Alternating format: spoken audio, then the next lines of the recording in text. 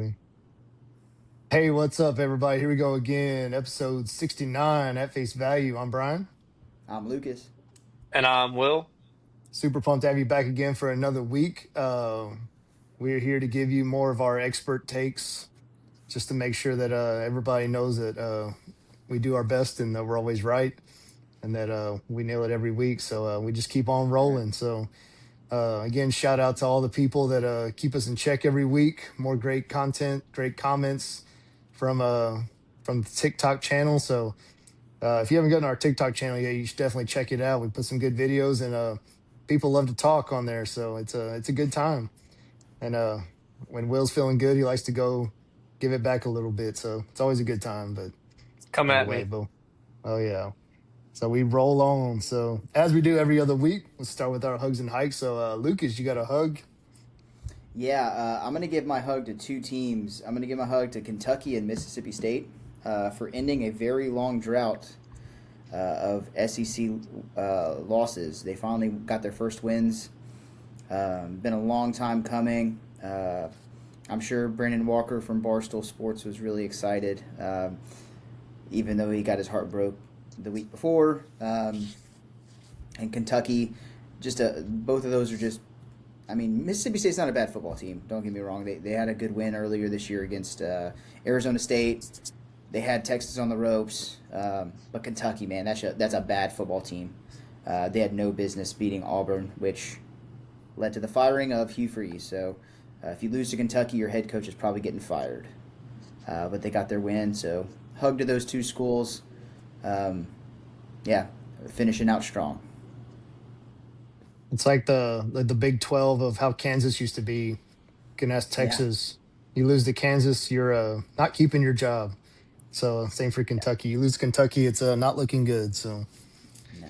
but crazy things happen in Lexington though. So, Absolutely. but Yeah, there was a kind of a sad stat that popped up in that Mississippi State Arkansas game that the last time Mississippi State won a SEC game, it was against Arkansas in 2023. I want to guess who Arkansas's last win in the SEC was against? let me guess, Texas Missis A&M. no, Mississippi State in 2024. Oh Oh my wow, God. Yeah. Dude, bad and, man. and that and Yeah. that's so sad because Yeah. freaking Taylon Green's a good quarterback, man. Wasted at Arkansas. That's Absolutely, brutal. yeah. Wasted at Arkansas. Yeah. Yeah. Yeah, and Arkansas did their best to get Mississippi State up off the mat with 18 penalties for 193 yards. I'm Oh sure this my I'm sure this game gosh. won't come up again, so I want to sneak that stat in there, guys. But yeah, 18 penalties. And again, these are only accepted penalties. I don't know if they had any more called that didn't get accepted, but 18 accepted penalties for 193 yards. So, That's uh, brutal. yeah, yeah. Rough day. Petrino's not doing himself any favors to try to get this full-time job at No. Arkansas, but No. So is Taylor Green? Is he? You think he's gone after this year? yeah, he's a fifth He's year senior. yeah, Oh, is he's he really? Oh, I thought he yeah, was younger. no, he's out of Uh, eligibility. yeah, Okay. he spent 3 years at Boise State before he came to Arkansas. Oh, I didn't realize that. Yeah. Hmm. Hmm. What about you, Will? You got a hug? Yeah, go ahead, Brian. I got to pivot because Mississippi State was mine. So go ahead and do yours, and then I'll come up with something else. Well, I'll go off the grid a little bit. I'm gonna give my hug to Lindsey Vaughn. So Lindsey Vaughn has decided at 41 years old that she's gonna make another run at the Winter Olympics this year, Hmm. and she's also decided that in addition to that, that she's also gonna take up rodeo roping. So Lindsey Vaughn just came off partial knee replacement 2024, and is trying to make one final run again. So she obviously like an all timer in the Winter Olympics and trying to make another run at 41 years old. So good for her trying to make a comeback. People were asking her if they think it's going to tarnish her reputation, but she's like, "No, I've done enough that I don't think this would really make a difference at this point." Which at 41 years old, just trying to make a comeback, like yeah, like I wouldn't think any differently on what you've done in the past just because you're trying to do it. So Thought that was kind of Dang, cool. I didn't know the Winter Olympics were coming up in the next few months. It's in February. Yeah, it's Salt Lake City, right? No, it's in Milan, Oh, I thought it was here this time. Maybe it's the next one. Or did we just have 2026. one? I don't remember. It's in I don't Italy, know. um, You know all that but I had snow they no get in idea. Italy. No, the Alps in the north, they have a bunch of mountains in the Alps up Oh, in that's like true. I didn't think about that. Milan, like that whole area, Torino, all that stuff. They have it's Nice. the southern part of the Alps run into Italy. I got you. Okay, I didn't Yeah, realize that. yeah, Sweet. We'll see if she can make her way in there. So figure one out, Will. Yeah, I got one. I'm gonna give my hug to Dave Roberts for I know we'll talk about the World Series. I know we weren't all that tuned into it, but we got to touch on it for what a series it was. But hug to Dave Roberts for realizing that we're in a game seven. We got to win it all. I got over $1.2 billion worth of starting pitching. Let me just throw them all. Yeah. I mean, let me just throw every one of them at him and see how that goes. So, uh, just hug to Dave for saying, you know what, we spent the money on the guys. Let's just let them roll. yeah. I did see that stat. I think Brian, you sent Yeah. it in the group where Yeah. over $1 billion worth of overall contracts were thrown in Game Seven for the Dodgers. Just no, just starting pitching. Yeah. Well, yeah, but like over $1 billion, like were on the mound, Yeah, like throwing, like they threw a pitch in Game Seven, Yeah. which is wild. yeah. That and they threw six guys. You get over a billion with just two of them. But yeah, Mm, because just Wish. Otani 700 and Yamamoto's 325. So you're over a billion just with those two arms. that's Throw in Glass now and Snell that are both over 100. You're at 1.2 with four guys. I did see a what would it be called? It's not a tweet anymore, but somebody was like, if only the Blue Jays would have played more 12U travel ball, they would have won. I thought that was funny. Yeah. Yeah, we'll I get guess into Dave that. Roberts Yeah, learned a lesson from AJ Hinch and said, "I'm not gonna let my stud sit on the bench and not pitch." So yeah. yeah, Yeah. crazy man. But what about a hike, Lucas? You got a hike? Yeah, I'm gonna give my hike to the SEC officials in the Vandy Texas game. I don't know if y'all saw that 2 point conversion. It's That bad, wasn't man. even Bad. close. Like Yeah. I understand like the call on the field holds a lot of value, but you can see that at every angle, and there's no scenario where that should have stood. Um, and there was no comments about it, no nothing. I mean, it didn't have an effect on the outcome of the game. Texas still ended up winning the football game, um, but that was crazy. There are some of these calls that I'm just like, there was another one. I think it was the Florida kid who DJ Lagway underthrew the guy, and it looked like he got his arms underneath the ball, and it hit the ground, and they didn't call it. But later in the game, Georgia had almost the exact same thing happen, but it stood. It's just some of these calls. It sounds like the Italian mafia might be in on it a little bit too, because this is like, I don't know. Maybe I'm just conspiracy theorist kind of thing, but some of these calls are just nuts. And the one that was the most egregious was that 2 point conversion. I just didn't understand it at all. I have some friends that are Texas fans that were outraged by it, even though they still won the game. But yeah, it was just wild. Yeah. I mean, I don't really get it. I mean, this has been the last several weeks too. It just seems like there's just been at least a couple calls that just are just mind boggling. I mean, just even going back to the Kirby Smart timeout clap, like it's Yeah. just some of the things that are going like they're being called. It's just like what are you even thinking? But I, I'm also curious why the ACC is allowed to broadcast the review booth, but the SEC doesn't. Like, I would like to get an insight on what they were thinking in that situation. That would be something to kind of look at in the future to see if we can implement that. So the audience can at least have some sort of idea about like what is the reasoning behind this, because there's no uh, obvious reason that that call stood. Yeah. Yeah, I'd love to hear the conversation just to think like what like we don't have indisputable evidence. Like I just want to hear the conversation. Like Yeah, like the thought process behind it, but I don't know. We'll see if it happens eventually. That is one thing that I like that the XFL and then turned UFL, that they're the ones that started that, was like the live like yeah, broadcast of the booth and then start moving over. So I do hope that they start doing that more often, but yeah. I don't know how likely that is. I mean, if they're trying to get points on the board or whatnot, that wouldn't be in their best interest for sure. No, for sure. What about you, Will? Yeah, I'm gonna keep it baseball here. Also, Game 7. Uh, Andres Jimenez can take a hike. Do y'all know the play I'm talking about? Mm-mm. I don't. Did y'all watch Game 7? No. Not a second. All right. Um, so he can't hit at all. So he knew he had no chance of getting on base unless he got hit. So a pitch came inside. He got out of the way of it. Another pitch came inside. He's left-handed.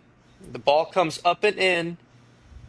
To get out of the way, he takes his right hand off the bat and throws it at the ball. Does not get hit. Does not get hit. The next Wow. pitch comes inside, hits him on the hand. He slams his bat down. We had a benches clearing moment in Game 7. I can't believe you guys didn't see this. No. I gotta No. send this to y'all. This is unbelievable. He tried to get hit by the pitch. Next pitch gets hit, then throws the biggest hissy fit in the world for getting hit.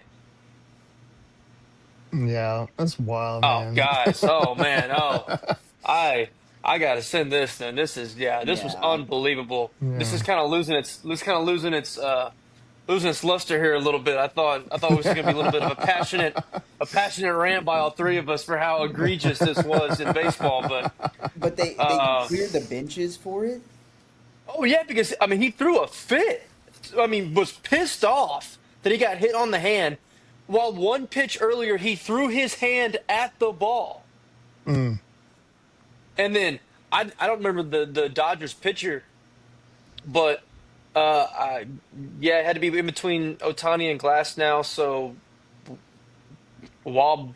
Wobleski probably butchered that, but whatever. I mean, chirped right at him with some words that we'd have to bleep out, and that was an unbelievable chirp back because I mean he was very right, but like yeah, it was it was crazy. Hang on, I mean, yeah, just take your Brian, go. base. Just take your base. Oh, dude, it was. We talked about this before. Um, you know, we're all Astros fans. A lot of people hate the Dodgers because of the Dodgers. We hate the Dodgers even more because of the history we have. But there's also the Canada aspect. I wish I was. I was like, I'm Blue Jays. I'm Canada. In that moment, I felt myself be like, screw this team. They should lose.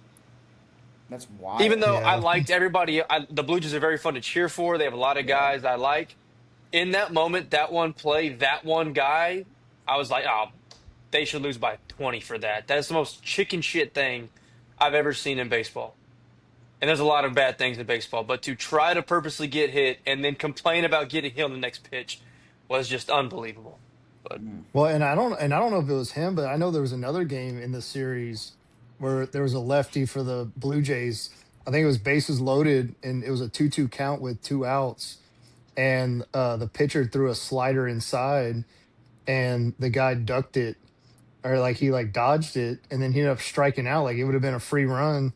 And I remember Blue Jays fans like went crazy because he purposely avoided the pitch, ended up striking out, so they ended up getting no runs out of it because he purposely avoided getting hit. I was like, man, like, From what I was seeing on Twitter, just updates, it seemed like there were a lot of pivotal moments, like the ball getting lodged and like a Yeah. crazy catch in left center for the Dodgers to save I saw that runs. one And in the bottom of the ninth with the bases loaded. I did see that one yeah, it's where like they just Oh, just made that wild catch. yeah, I mean, yeah, we can get into it more, but there's people recency bias, but there's people that have been following baseball a very long time that are putting this at number one or in the top three World Series of all time. yeah. So Man, The it was ball very get, back and forth for sure. the ball getting lodged thing, like Mookie next to literally. impossible. I saw another play or like a post game thing where one of the reporters went out there and like he literally like threw the ball multiple times and it could not get stuck under there. It just happened to be the perfect way to get stuck. And then the thing is Mookie just goes and grabs it and chunks it in like nothing happened. Yep. Like that's But another thing that it is the right rule. He did the it right was thing. it was very right. Absolutely. Yeah, yeah. 100%. He 100% did the right thing. That's the ground rules there at Rogers Center. That's absolutely the I, right play. But it's just one of those things. It's just like if you had just a normal outfield fence with like the little underhang with it, it doesn't happen. I want to. I know he's no longer with us, but give me a John Brinkus sports science on that. Yeah, What type of launch angle, speed, everything did that ball have to hit? I mean, it had to be the most perfect it everything for was. that situation to happen, and It yeah, and it absolutely did, was. and it probably cost the Blue Jays the World Series. Yep. So, Honestly, crazy. Well, sorry to Brian, steal what your you got? thunder, Will. It's all right. I Yeah. sent it to you. I'm sure we'll talk about it later, but yeah, Yeah. it's very, very nuts.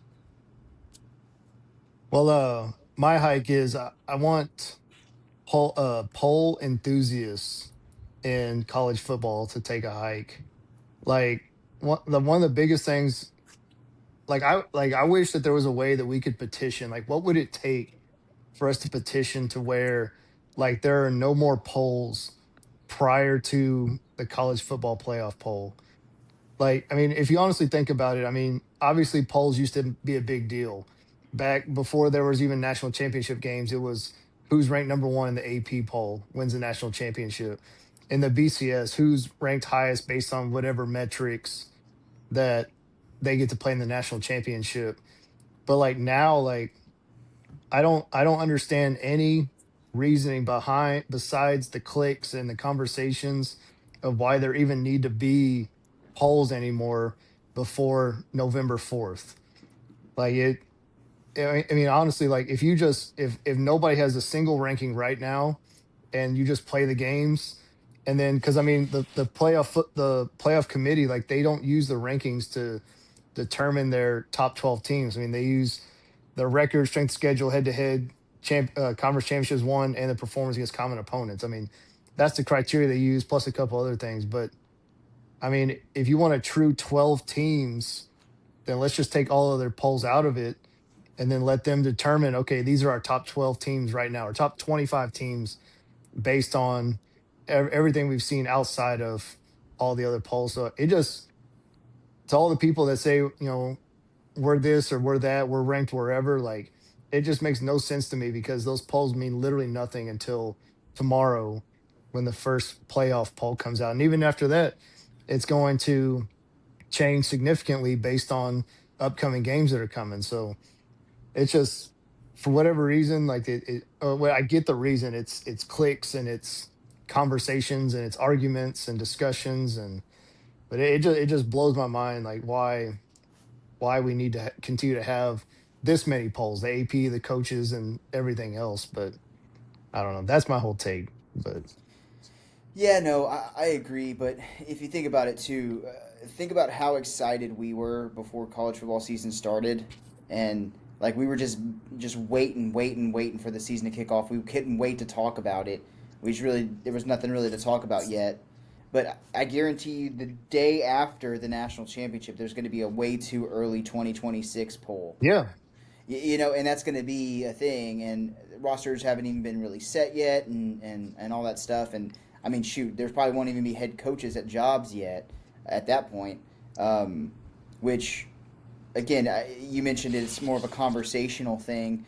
The one thing I agree with, we're getting rid of that would be beneficial is the way it's set up now too, it I wonder how much bias that gives some of these people that are making the polls. Right, they see Yes, the top 25, the AP top 25, and they're like, oh well, this team's already ranked this high, so we can't jump them too high because they're number 7 in the polls. We can't put them at 15 or whatever.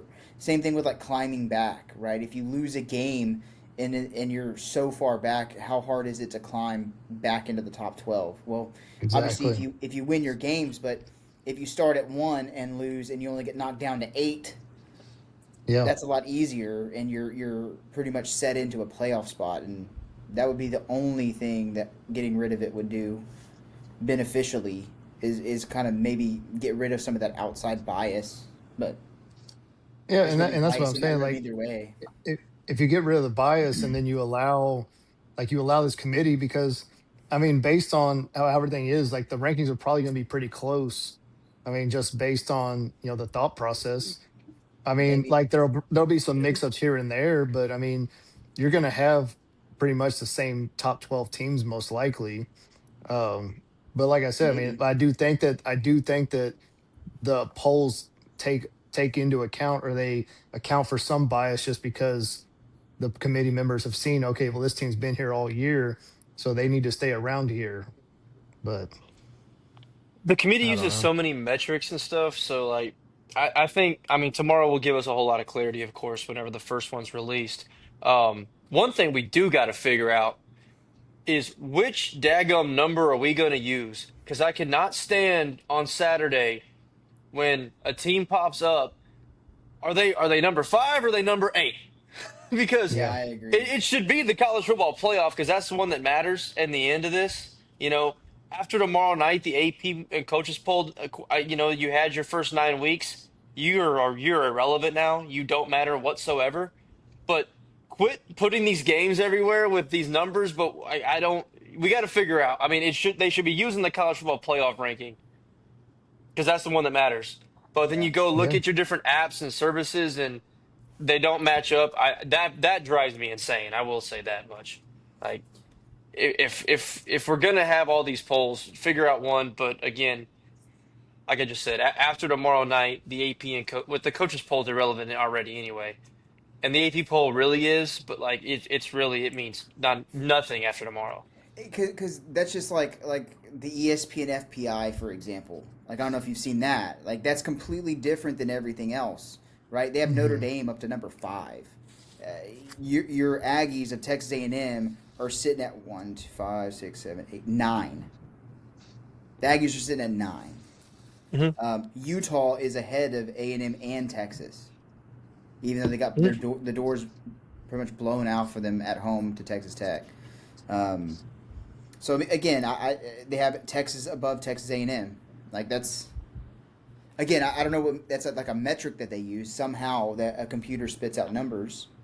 Um, It's a metric. Like everybody brings up strength of record and strength of schedule. Well, what is that really based off of?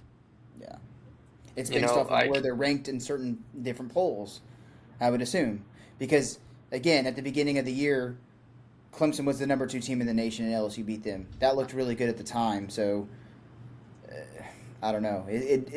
After they keep losing and they get a losing record, now LSU's strength of record gets worse, right?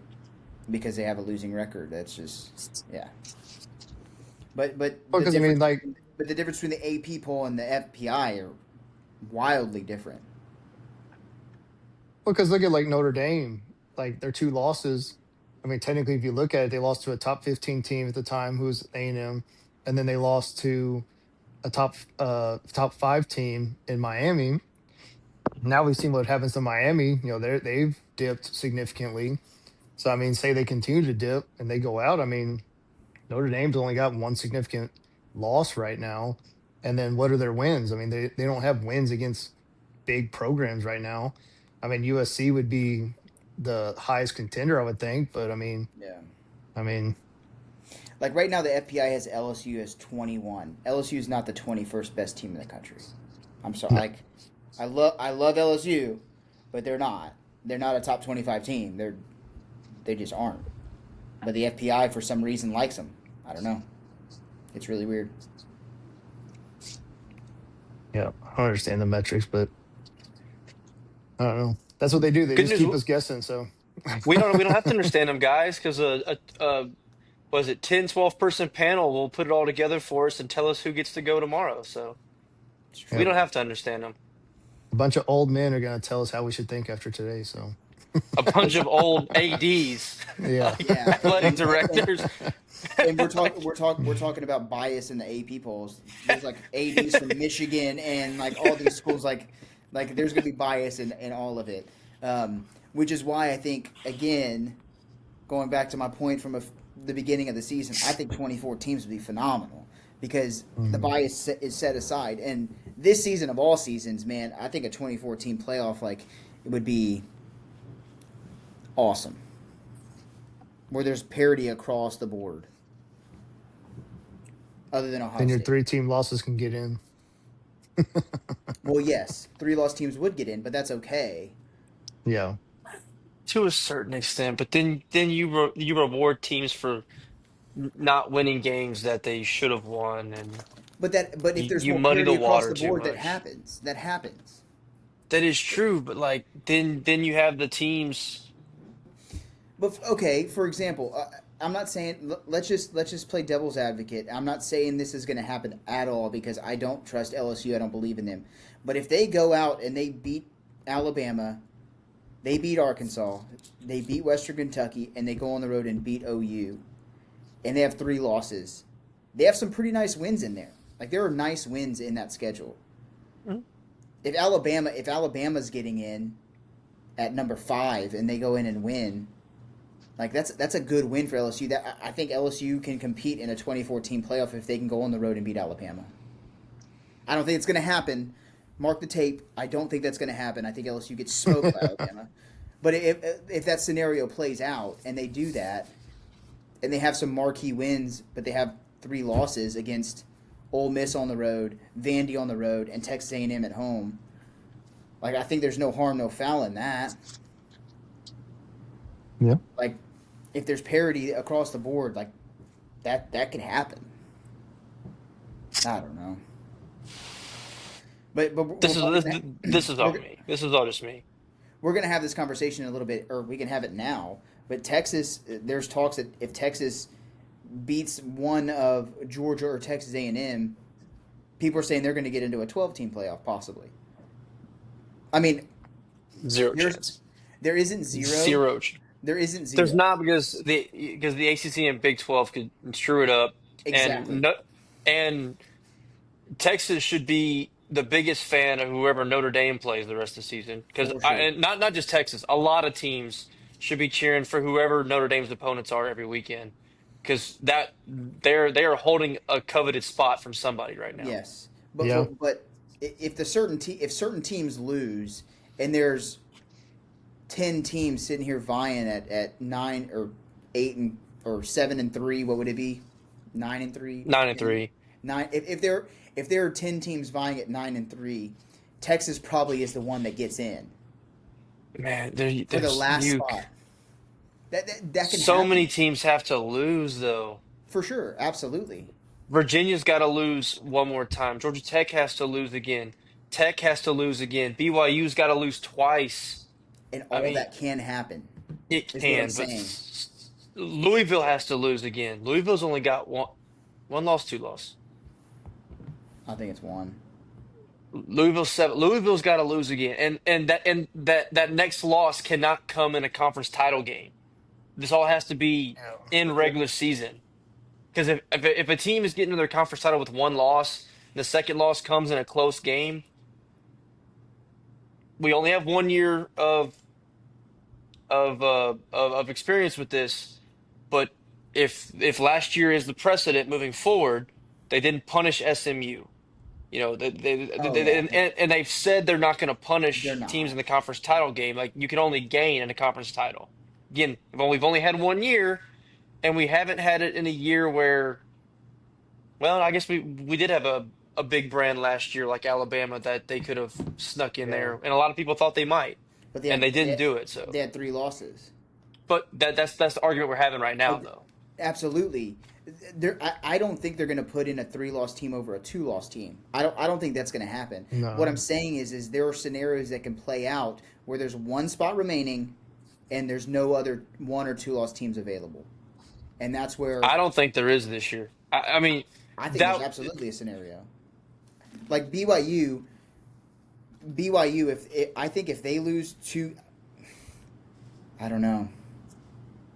Like because in in the Vandy, in the Vandy, scenario I think we're talking about, Lucas, I think that third loss is coming in the conference title game. I don't think all those yeah, teams are going to lose 1 to 3 more games. Some of these teams have to lose.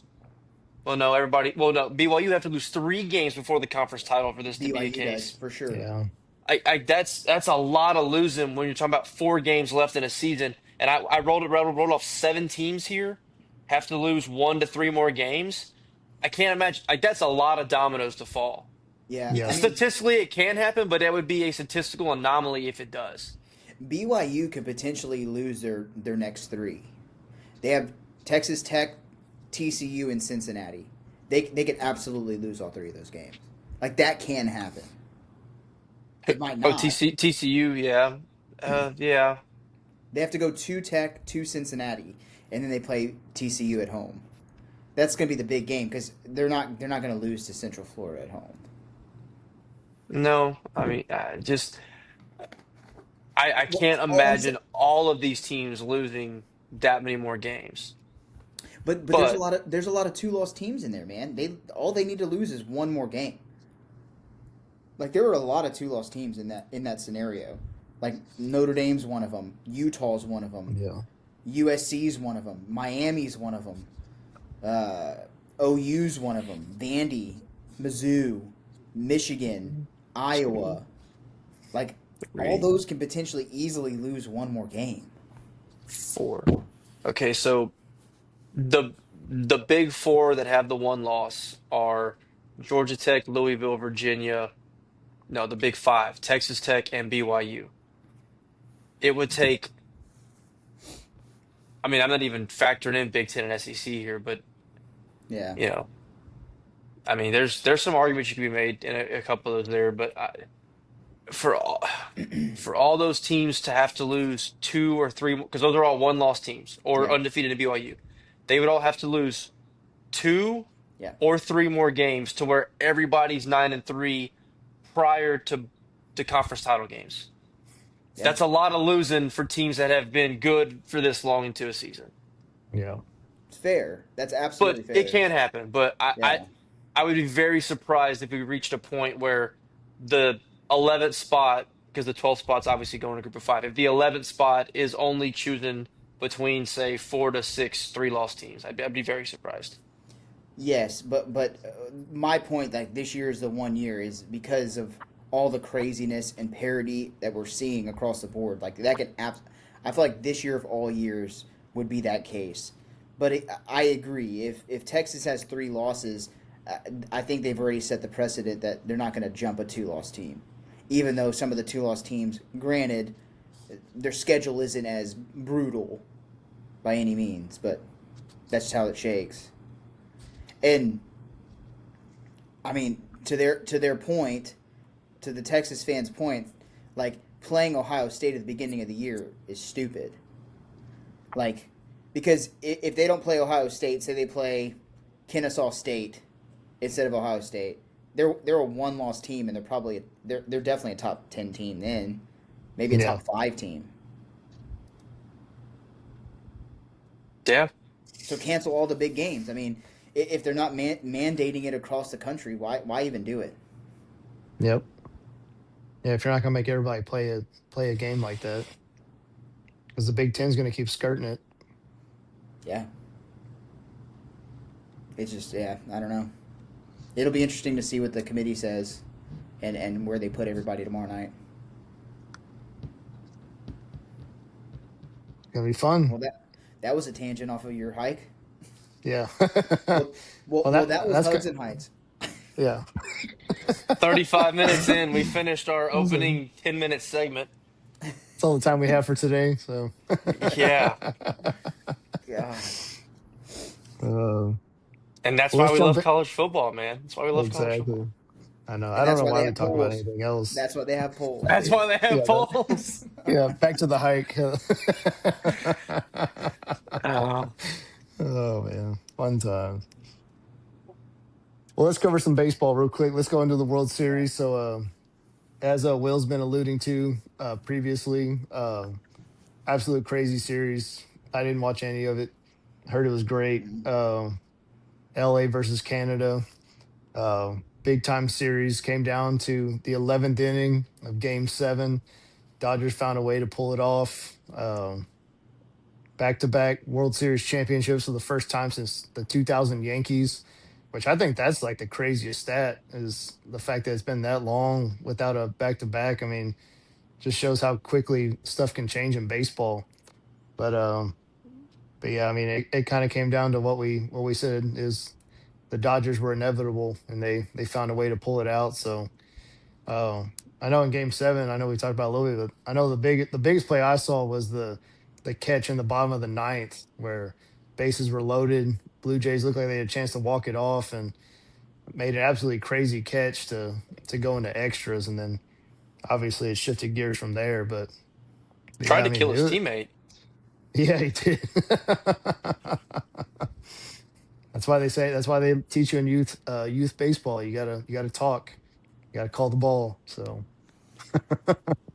That's just brutal for Toronto though. Like they had the 18 inning L.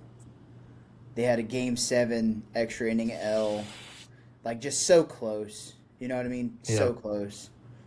Um, I mean, I know it doesn't matter, but like the better team didn't win the series. I mean, yeah, I think I I'd agree. Toronto played better, but LA took advantage of every pivotal moment of the series. I And did see. I'm not even saying like the ball bounced their way. Like they took handle of the moments. And yeah, like Toronto was abysmal with runners in scoring position in Game 6 and 7. I think it was 1 for 9 in one game and like 3 for 17 in the other. God. That's just not it's not just not going to win you baseball games at this time of the year. Um, LA gets the big hits from unlikely people. I mean, Kike uh, Hernandez goes back to hitting 350 in the playoffs. yeah, yeah, It's but you got Miguel Rojas hitting the home run in the ninth in Game 7 for the Dodgers. And like and talk about another guy who can't hit at all. Dave Rogers just Dave Roberts just felt like it was for defense that he was going to make some very important plays defensively that will bat him ninth and will hope the rest of the guys step up. He did have some awesome defensive plays, but he also had the biggest home run of the season for the Dodgers because it kept the game alive. yep. So, yep, I mean, guys just stepped up in big moments. It's unfortunate because Vladimir Guerrero Jr. had one of the best, not which World Series postseasons that I can remember. He hit over 390, had 8 home runs, 15 RBIs, had an God. unbelievable diving catch at first in Game 7 too to save a run. It was going to end up being a foul, I think, but just an unbelievable catch at one point. Ernie Clement, I think I'm saying his name right, set the record for most hits in a single postseason in the history of baseball. yeah. Like anybody here ever heard of Ernie Clement before? I just said it. Nope. No, I Same, mean, I same thing with that single A pitcher. Yusevich Yeah, yeah, pitched. that's wild. I think he became the second player in MLB history to make more starts in a postseason than he has in the regular season. He that's also crazy. he also set the rookie record for strikeouts in a game in the World Series game. He had 12. And he's the first guy since, and the only other guy since Sandy Koufax to have 10 Ks through 5 innings in a World Series game. If you're in mention with Sandy Koufax, you're doing something right. I mean, Yeah, He was in absolutely. great he was in baseball. A ball. Yes, he started the Like, season in A ball. He didn't make his major league debut till, was it September 15th? it's crazy. And we're talking about all this. We haven't even mentioned Yamamoto, Yeah. who had Yeah, two complete games, one in the World Series, started game 6.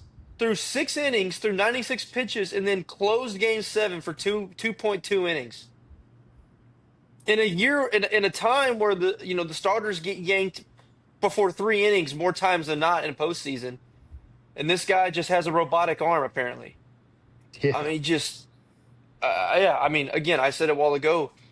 The postseason I'm hearing compared the most to is the 1991 series. Obviously, none of us were alive for it was Twins, maybe it's Twins Braves. No, it was Twins somebody. But a lot of guys have been covering baseball a very long time are saying this is up there in at least the last 50 years of World Series, one or two next to the 91 World Series. So Yeah, it um, was Twins and great Braves. stuff. Twins and Braves, okay. Yeah. But I mean, yeah, Crazy. I know we weren't locked in. Maybe we're a little sour to it, or we just love college football, so we're most dialed in. But it did give me. I did watch Game 6 and Game 7 just because of what all transpired in this series. It was just great baseball from just a neutral perspective. I did see Yeah, you, too that the Game 7 viewership had, like, what was it, 10 million more viewers than Game 7 of the NBA Finals. Like, it was people It's, tuned in. it's a little skewed, boys. Oh You got to yeah. remember, we got all of America's Japan. pastime. You got all of Japan and all of Canada watching. True. So when you got to break down where the views were coming from. I mean, the Dodgers have multiple foreign players, um, on their team, so they were getting a lot of viewership. And then obviously Canada has one baseball team, so they were tuned in. So you are correct, Brian. The viewership was up tremendous, but it's a little skewed if you dive into it. Well, and I mean, in Oklahoma, like, they're probably all wedged into a trailer watching one little box TV or something. So Yeah, yeah, Put that on the TikTok. yeah. So yeah, the craziest. I mean, it was honestly, like, it was way better than I expected it to be. I mean, I knew the Blue Jays were playing well, but I kind of figured that the Dodgers would kind of just take hold early and figure a way out. So I mean, it was good that they made a competitive series out of it. I mean, like you said, I mean, I know we wish that the Blue Jays probably would have won it until they threw a fit, but no, it was a good series for sure. So we'll see yeah. as the $1 billion team finds a way to win the game or win the series. So Yep. Unfortunately now, not to go too much more in baseball, but we might be headed towards the lockout, so that's gonna stink. Yeah. yeah, and I mean, and it probably wouldn't be the worst thing. I mean, there's got to be some changes made somewhere. I mean, I know we talked about it a couple weeks ago when Michael came on, but just getting a salary floor in there. Um, I mean, these default contracts, I mean, you got to limit those. I mean, there's certain things that got to be put into place for baseball. I mean, there's people calling for a salary cap because of the 1.2 billion. I'm not necessarily a fan of that, but I do feel like you should at least, you can't do like what the A's have done in their entire history, where you're literally not spending money. I mean, look at what the Orioles have done. I mean, the Orioles don't spend money, and they went from being one of the best teams in baseball to one of the worst. So, I mean, you got to spend money somewhere if you want to stay competitive, and at least make the league competitive. You know how you make But the league competitive? relegation, That is correct. yeah, That is absolutely correct. yeah, Get him out of there. Get the A's out. Get him out. yeah, Put the Round Rock Express in there. yeah. We'll promote the Sugarland Space Cowboys and relegate the A's. Yeah. They probably Savannah Bananas. they probably draw a similar crowd. Honestly, The Sugarland Space Cowboys probably draw a similar crowd. I mean, the A's are playing in a AAA stadium right now, so that's a guarantee. Abs- Absolutely. Probably a bigger crowd, honestly. People in Sugarland be fired up. Dude, that would be so awesome, man. Wouldn't that be crazy, dude? The Astros go back to like their 2013 times. They get relegated, and the Space Cowboys get promoted. Just like all the That'd fans be just awesome. just just go down the road a little bit. That'd be great, dude. And then if the Corpus Christi Hooks end up being good, they go up to AAA. Yep. Be perfect. I think Yeah, it'd we be have all awesome. kinds of just Texas teams just playing. San Antonio Missions, bring them up. We Why just not? have a loaded. I think it'd be You probably great. have to have Will I don't you probably have to have I some don't think bigger Will stadiums for agrees. that, but yeah. No, because like the relegation part doesn't. I mean, I'll try anything to make it more competitive, but you can't just promote AAA teams because the teams that are getting relegated own the AAA team and the players. So Agreed. you have to do a complete reform of like how that section works. Yeah. But in the current format, everything we're joking about, like it's just not possible because But I don't know how much how much truth there is to that because Nolan Ryan is the owner of the Round Rock Express. The Texas Rangers don't own they own the players. they own the They, players. So the you can't players, just yeah. promote the Express and all their players because then the Rangers were like, oh, well, everybody on the Rangers team are now going to play for the Express. You just change Yeah, but jerseys. you can have some stipulations there. Like you keep your roster, and then you now have a huge increase in like TV revenue, so you have money to spend in the off season to get players to come to Round Rock. You know what I mean? It's doable, dude. It's doable, except Except yeah, owners would yeah. never do that because that's Well, their no, asset. but you're gonna sit. Like, you really think Round Rock's gonna draw more fans than Arlington? I mean, if they're in the if the Dodgers come to freaking Round Rock, I guarantee your ass there'd be a lot of people in that stadium. I Like don't know. There's just so much, that's the difference. but That's the difference. If you're if at Round Rock, if the Express are playing, they're not going to be playing the freaking Midland Rough Riders. Like they're going to be playing the Houston Astros, or they're going to be playing the freaking New York Yankees are coming to freaking town. yeah, there's just so much that's be done because also it's not just like, oh, the Rangers getting down, Round Rock goes up. No, it's whoever wins the minor league would be the one to get relegated up, correct? But They would that's get also just a promoted up. Yes. yeah, but that's also dependent upon other teams, minor league system. So yeah, there'd be a lot of reform that has to go into it. That's all I'm saying. Absolutely. Because to And me, then the way that would has to work is the guys on that team should get to go up with it because they're the ones that are in the spot. But those guys are making half-eaten sandwiches for salaries, not 35 million like the guys in the big league team. yes, but again, they could get traded as well, right? Like they're free to go to, like they're not tied down to one team because how many AAA teams have guys who just can't cut a roster because they're just sitting behind a freaking Jeremy Pena and Carlos Correa. You know what I mean? Tons, tons. Yeah, it happens all the time, and so this opening it up can instead of being tied down to one team, like there'd be more flexibility with these guys moving around if they get promoted and they play well, right? Maybe the Astros Yeah. want to pick up a guy. I don't know. Uh, I It would be I don't it's a weird conversation, but it would I be. don't I hate think the idea of relegation. I don't know how the logistics would ever be possible. But I don't hate the idea of what you're saying of like, hey, get this small market team that don't want to try it, give somebody else a chance. I like that idea behind it. I well, don't get the logistics, but yeah. but not just that. Like you said, get this team that doesn't want to try. Well, they're going to be losing multiple millions of dollars Correct, yeah. if they get relegated down to AAA, and so they're going to be Yeah, trying. They're going to be trying their ass off to stay up, and that's what makes the correct. Premier League so good. Is the bottom half of the table, like towards the end of the year, where they're trying to fight for their lives. Like they play hard the whole Yeah. season. It's great. Yeah. Still gives you Yeah, something to play for. yeah. Oh, Another tangent. Yeah.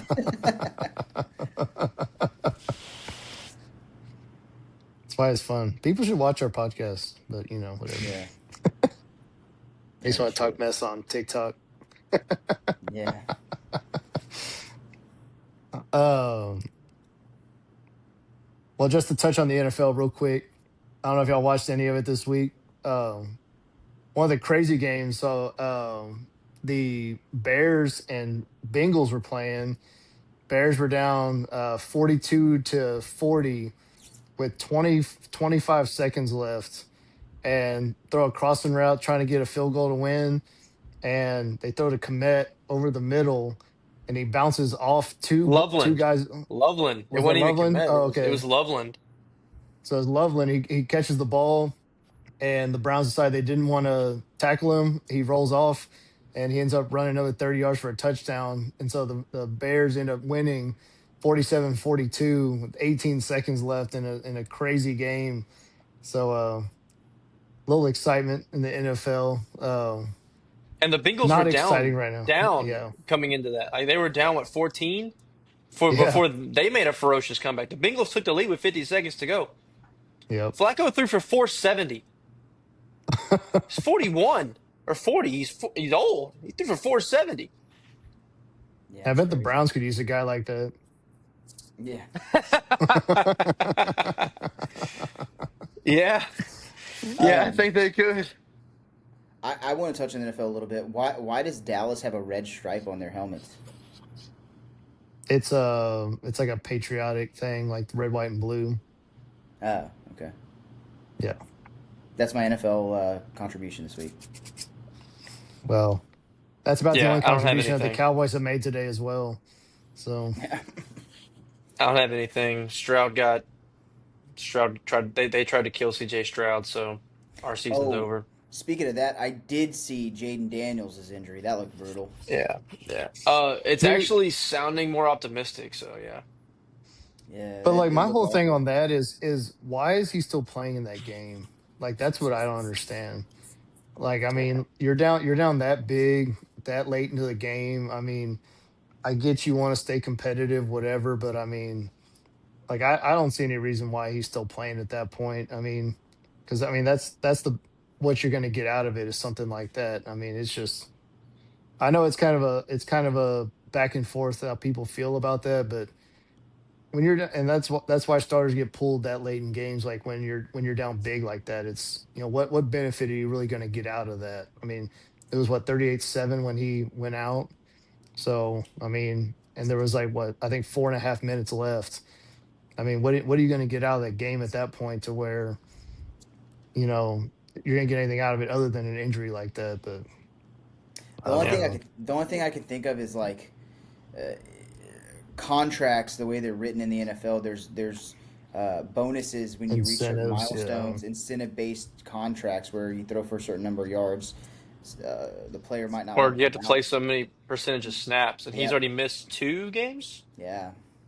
Yeah, So two. Yeah, he's missed a few already. This is Yeah. his So third that injury of the year already. yeah, it's sucks. unfortunate, but I mean, it was a complete dislocation so far. All X-rays are showing no fractures, which is good. And now you just got to worry about, what Ligament. all ligament damage there is with it. Yeah. I Yeah. mean, I Hmm. bet his UCL's done, dude.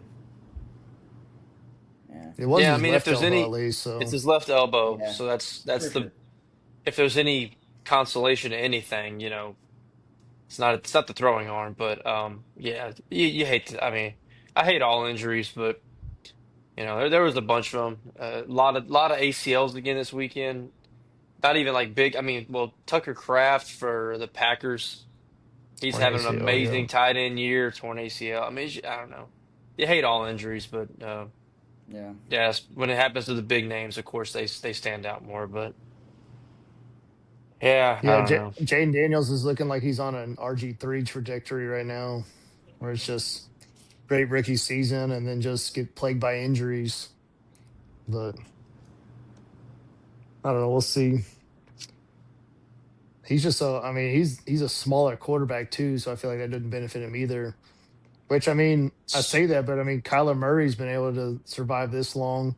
So I mean, I know it's possible, but we'll see. We'll see if he can Yeah. find a way to get back into it. I mean, I don't hate it. Not his. I mean, not his injury, but I mean, the Commanders losing. I don't hate that, but not that it matters. But Yeah. whatever. That's my other take. Why is Stephen A. Smith sitting with Jerry Jones in the booth? Like that dude straight talks trash about the Cowboys all day, every day, and you're going to invite him to sit with you at a game, and now you're getting blown out by a bad team. Like it's just, well, Jerry. I sent that quote Right. earlier in our group chat where it talked about like where Jerry straight up said like we love to be controversial, and. we love when people pay attention to us. So I mean, he's just not even hiding his emotions anymore. Just let everybody know it's about attention, which everybody knew that from the get go. But now he's just agreeing with you at this point. Mm. But allegedly, there's a big name trade coming tomorrow. So according to him on Sirius XM, so we'll see what happens with that. But I already see if told we you who give it up is. all. Yeah, Brandon Cooks is coming to town, and Cam Cam Jordan. Jordan. Turn the team around. That's what you need, dude. Yeah. Might as well get Spencer Rattler on board as well. Yeah. Just bring the whole package. Oh man. Let's talk about college football. Yes. All right, well let's get started with the first big upset of the weekend, which was NC State putting up 48 points and taking down Georgia Tech. Just craziness. I mean, just from everything I saw, I mean, and Haynes King threw for 408 yards. I mean, I know they were behind, so I know he probably did throw more than he usually is, but I mean, 408 yards throwing, 103 yards on the ground. I mean, he's he still had 20 no, carries. yeah, another big game. But yeah, I mean, I thought that was shocking because I know we talked about it last week. We talked about Georgia Tech and their path going forward, and really we said there wasn't really anybody else because we said NC State's not very good, Boston College, Pitt's not been as good as we thought. I mean, it seemed like Georgia Tech was on a path to where, worst case they go 11-1 if they lose to Georgia at the end of the season, and but now it's a but now they've dropped all the way to 16 after their one loss. Which, I mean, if they keep winning, I mean they still have a path to get in, especially because I mean I think they're still in line for the ACC championship, right? Yeah. So I mean It'll be them in we'll see where it Louisville goes at from this point. there. Virginia's the only Yeah, one undefeated. Oh yeah, yeah, I forgot Virginia's about Virginia. undefeated. Um, You got you going got back, going five back. teams with one loss in the ACC right now too. That's crazy. Yeah. And one of them is not named Clemson. No, That's definitely not. that's Or wild. Miami. Or Miami. Yeah. Other ones, what Duke? It's Duke, Virginia, Duke, Georgia Tech, Louisville, It Pitt. Pitt should scare a lot of people. Uh, Is their quarterback back? The Eli is it Eli Holstein? Bench, dude, and the other Yeah. guys playing great. Yeah. Uh, Duke was my dark horse, brothers. they're playing well Duke, right now. Duke very much has a path Yeah, because I think doesn't Duke still play Virginia, I believe so. or they either play Virginia or Uh, Louisville, so they yeah. have to beat one of them. Next weekend they host Virginia. Yeah, you're right So there. I mean, yeah, Um, Going back though to Thursday, playoff implications. UTSA steamrolled Tulane, oh yeah, man, that was which I didn't see. crazy. I didn't see that coming at all. Especially with Tulane having Memphis on the docket this coming up weekend. and That even earlier in the week, hate to bring it up for you boys, but JMU oh yeah, beating Tech. Not They saying look to, good, I'm dude. saying more for JMU. Like JMU's yeah, firmly back in the group of five. But yeah, yeah. I'm way more shocked about the Tulane getting rolled. They're at home. Um, Like that's it. yeah, but they're gonna get up for this week. They go to Memphis and they're gonna try to ruin Memphis's chance at it. So Yep. But I, JMU going on to that, like JMU's only loss is at Louisville by 2 touchdowns. Like Mhm. if Louisville keeps winning and JMU keeps doing what they're doing to everybody, that's they might have a path in. especially especially if Tulane goes and beats Memphis this weekend, Absolutely. Yeah. because now that means Tulane, Memphis, and USF, which one of USF loss is to Miami, but they all have two losses. Yeah. So Yeah, because that was That gonna be can my get question. It's like, so if Tulane goes and wins this week, I mean, I guess James Madison becomes the front runner. I mean, if they keep I winning, I would mean, say they have to so. be I right. think I mean, the stat I saw right now, of course, coming into the weekend, James Madison has a 26% chance, and that's the highest of the group of five. Yeah, that's crazy. yeah. And well, that's what we talked about with the American Conference, though, is that they were all going to beat each other up, and that was going to eventually hurt them. And that's Yeah, exactly what happened. I mean, They're doing it exactly that, yeah, exactly that. maybe we were right about some things. yeah. Some things. Maybe we're just Well, posting the wrong content. if you Or is it guys, the right content? if you fire off enough takes, if you fire off enough takes, one of them has to hit. That's right.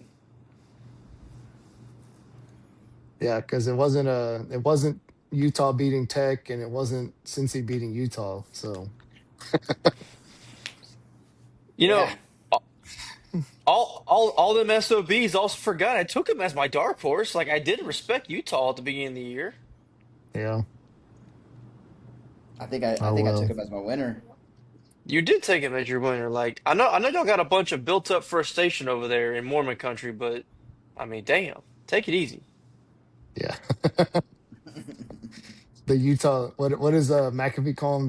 The Utah Soakers.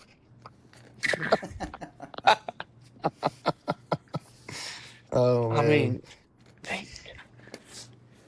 have a beer, relax. Shit. Yeah, no Exactly. kidding. Well, we touched on a little bit a little while ago, but going down to Austin, uh, Texas came out, had a huge lead over Vanderbilt. Uh, Looked like they were going to absolutely just run away with it, and then pretty much pulled a complete opposite of what happened against Mississippi State last week, and let Vanderbilt right back in the game. It was a controversial 2 point call, but I mean Vanderbilt, like all of a sudden the fourth quarter, everything was clicking, and it looked like they were going to make a run there and have an opportunity, but Texas ended up pulling out that win. Um, Big win for Texas. I mean, I know it was kind of one of the. I think all three of us picked Vanderbilt to beat them, so that was a big win for them coming back after those back to back dicey weekends to get a win like that, and so they get a bye this week, and then they got to go to Georgia, and then we'll really see where they stand at that point for sure. But I know Texas Yeah, fans are absolutely. they're back on top of the world right now. They're back. Yeah, well, Texas is back. Texas is back. and enjoy it for one bye week. I do 'Cause want to that's say about I want to give a bonus hike to Underdog for not refunding us on Ryan Wingo, who we missed out on a big parlay because he we had him over 3.5 catches and he had two and then he got hurt in the was it the beginning of the Early. second quarter, so we missed out on that one, but we hit 2 out of 3. It hurt us. It was a sad day, Yeah. but Yeah, and I mean, we touched on it before the pod before we move on to this game, but Arch throwing for 350 plus yards and um, yeah, I think we kind of talked about it too. I there was a stat going around where he passes beyond the line of scrimmage. I think he was like 5 for 13 for 70 yards. So a lot of those check downs and like Wingo with the 75 yarder to start the game. Like a lot of it those was a quick yards. out. No, it was a swing pass. it was a swing Yeah, pass, yeah. It was a bubble. It was like a bubble screen. Like it was just he makes one move and his touchdown. I mean, you know, yeah. And that was the same play that they ran against Mississippi State at the that beginning of almost that. scored a touchdown. Yeah, that was almost the exact same play. Um, but yeah, just one of those things to keep an eye out for. I know obviously numbers wise, statistically wise, Arch has improved based on that game. But again, I'd like to see a little bit more before I go there. Because a lot of Yeah, people are like, this yeah. is what we were expecting for his Heisman run and that kind of thing. And again, I don't think all of it's on Arch either. The offensive line is not very good, Oh, which is why Sarkeesian is having to run these types of plays where that's get their playmakers out in space and let them make a man miss and go take it to the house. that's Um, that's my whole point with this is that this was more Sark having to scheme up stuff because like, all right, these guys just aren't getting it done. So let's change up the play calling and let's figure out something's gonna work. Let's try something until something starts working because everything else we're trying is not. So Yeah. I attribute more of the win to Sark's good or great ability as a play caller. He is a very good he's very good schematically. I attribute Um, that more to figuring out what your players can do and what they can't do as to why the game went the way it did. another point to the game as well.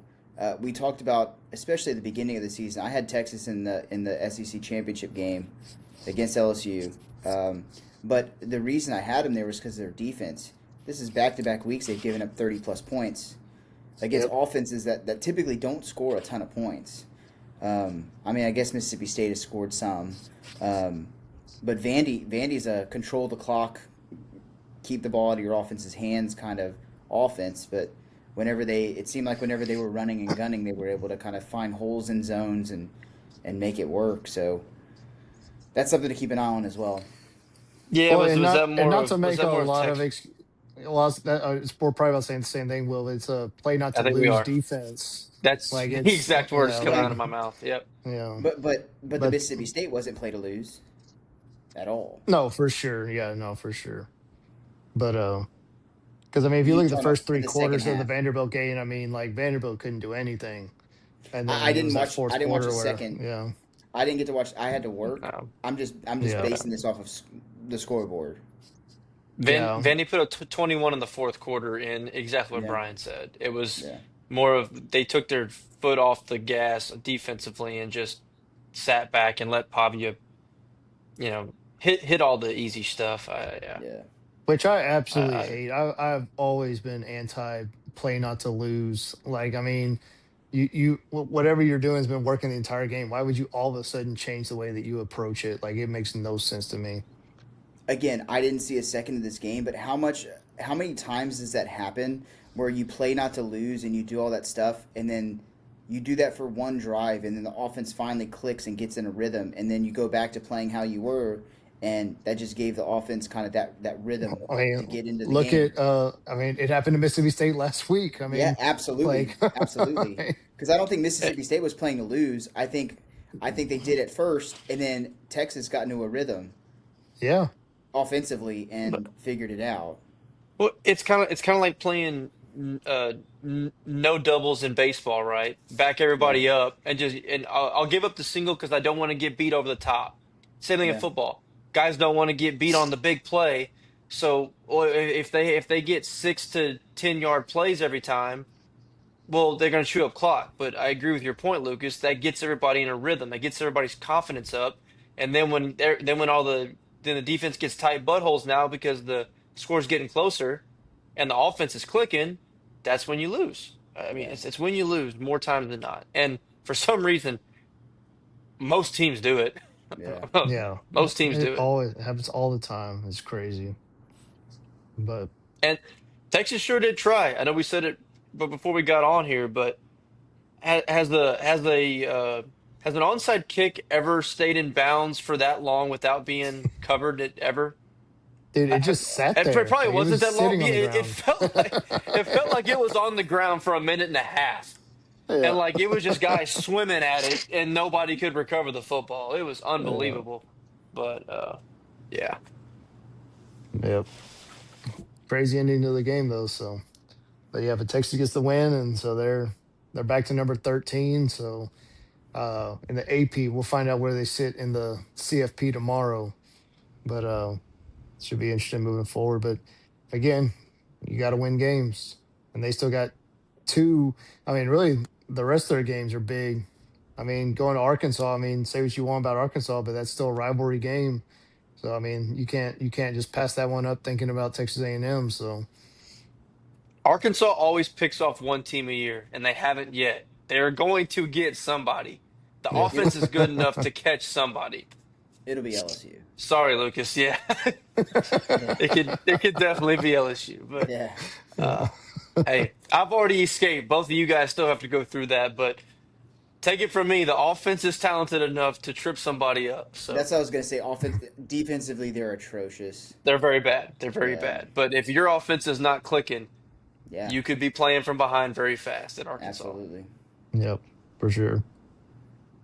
Well, let's move down the road a little bit. Let's go to Florida, Jacksonville, Florida, where the Florida Gators and Georgia Bulldogs played a neutral game. Um, Florida had their opportunities, but Georgia just found a way to win it in the end. So uh, again, I mean, again, another big rivalry. I didn't realize that that one was a neutral game. Is that every year they play neutral like that? Yep. Yeah. See, I The didn't world's realize that. biggest So, outdoor cocktail party, I think is what they call it.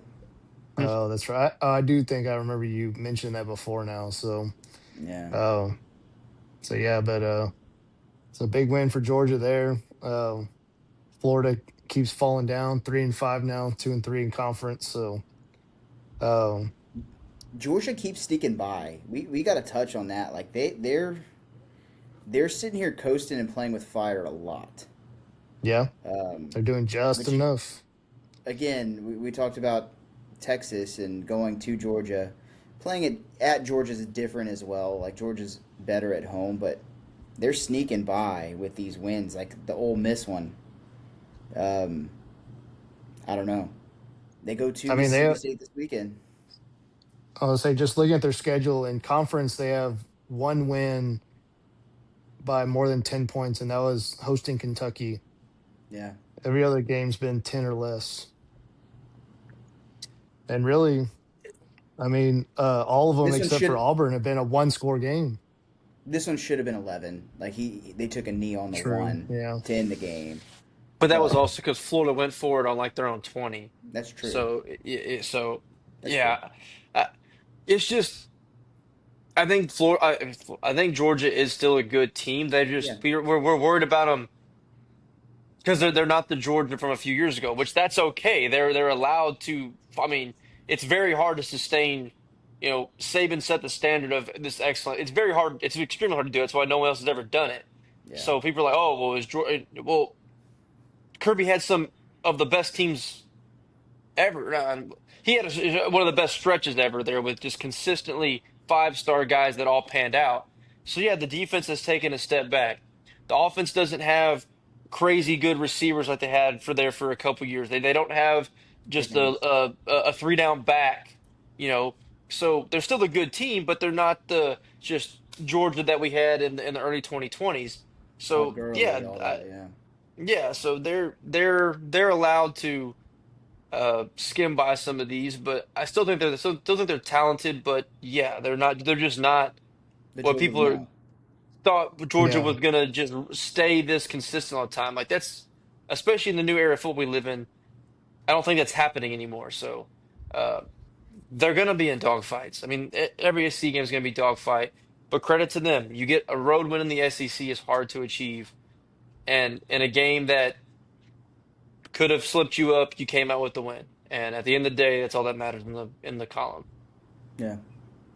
For sure. Well, let's stay in the SEC and let's talk about Oklahoma and Tennessee. So big game It's there. very impressive. It was a big win for Oklahoma. The first half was pretty ugly.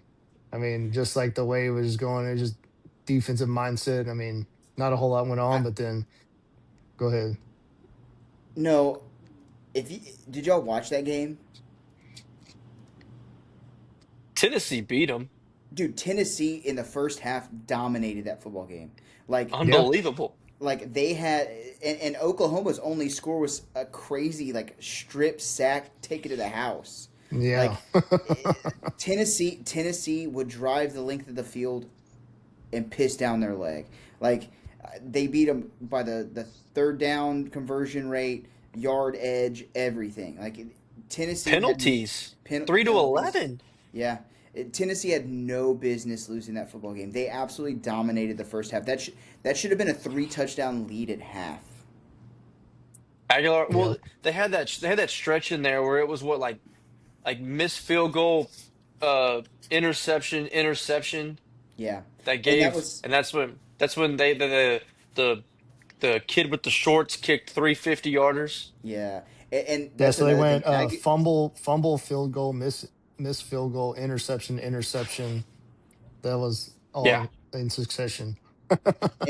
yeah. And some of those throws that Aguilar was making, I'm like, dude, you can't make that throw in that situation. Like it was just Yeah. it was inexcusable. Which, again, credit OU's defensive scheme to confuse the kid. Like there has to be some part of that to be mentioned as well. Um, but in the second half, OU just started pounding the rock, and Tennessee couldn't stop it. Hmm. So I Well, Tennessee's defense all year has not been good. awful, very bad. And again, their offense still found a way to put up 27 after having that stretch of plays Brian just read off. Yeah, If some of those drives, I mean, get finished, you know, we're probably having a different conversation. for sure. Well, Um, yeah, because like to but the point that I Lucas made, I yeah, mean, like Mateer threw 159 yards and an interception. I mean, that's Yeah, all he did on Saturday. But he then, wasn't but impressive by the then, any but then ground they were game means. able won to the run the game. ball. Yeah, Yeah. And this was a de facto elimination game as well, right? Both teams were 6-2. The third loss that you get pretty much eliminates you from playoff contention. Obviously, we talked about OU's remaining schedule. It sucks. OU has the schedule to I mean, you win you win all but one of those games, like you're sitting at a decent 9-3 team. Oh, absolutely. Based like the whole so argument we had earlier. But yeah, the schedule's super tough. well, I was gonna And say, but like that schedule with a 9-3 looks way better than the Texas schedule 9-3. yeah, but Texas has the head-to-head win, and they're gonna take that into a lot of account. Absolutely. True. But yes, you're right, Brian. The resume looks better except for the fact that they stomped you head to Yep. head. Not a great look. Uh, Never mind. I'm not gonna say it. Not gonna do it. All right. Hey, but again, Now we're I'll tease it, but the playoff committee left off Florida State for an injured quarterback. Will they take that into consideration? That's all I'm gonna say. I know what they will take into consideration. That I just made the point about Georgia, impressive win by Oklahoma to go on the road, dark mode, Neyland Stadium at night, not an easy place to play. And I'm saying, like you said, the defense put Tennessee in this position to make those mistakes. You win the games. Venables, a lot of people had him on a hot seat.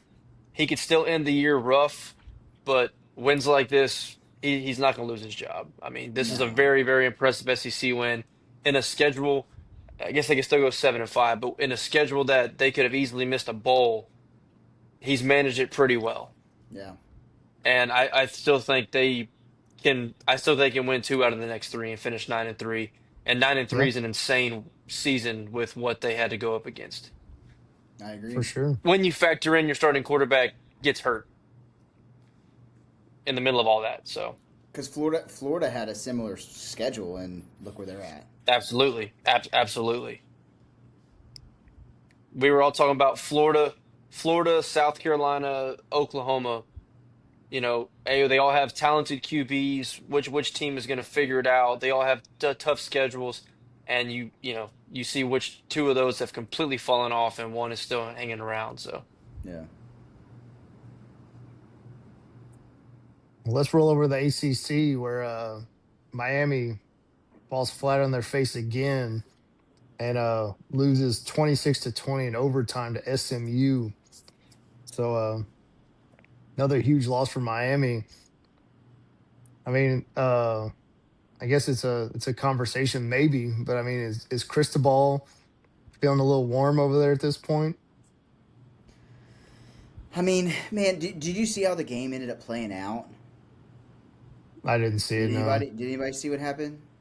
So pretty much, SMU is driving to go. I forgot if it was either to tie the game or on a field goal, or they still needed to go score a touchdown. I don't remember, but it was like fourth down, and one of Miami's defensive players absolutely destroyed the quarterback like 5 seconds after the ball was out, which 15-yard penalty, moved the sticks, and then they ended up tying the game to even force overtime.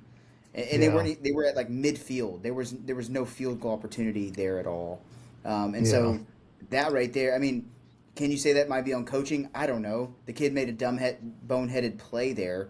Um, but then obviously Carson Beck throws the crazy pick again Oh, that was in bad, overtime. bad, bad, bad. Oh yeah, and then SMU walks it off. But yeah, I don't know how much that's on Cristobal as much as it is on a kid making a boneheaded play because that ices the game there.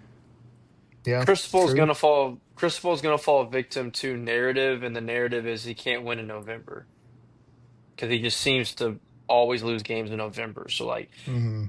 no, Brian, he should not be on the hot seat. Yeah, it's a tough loss.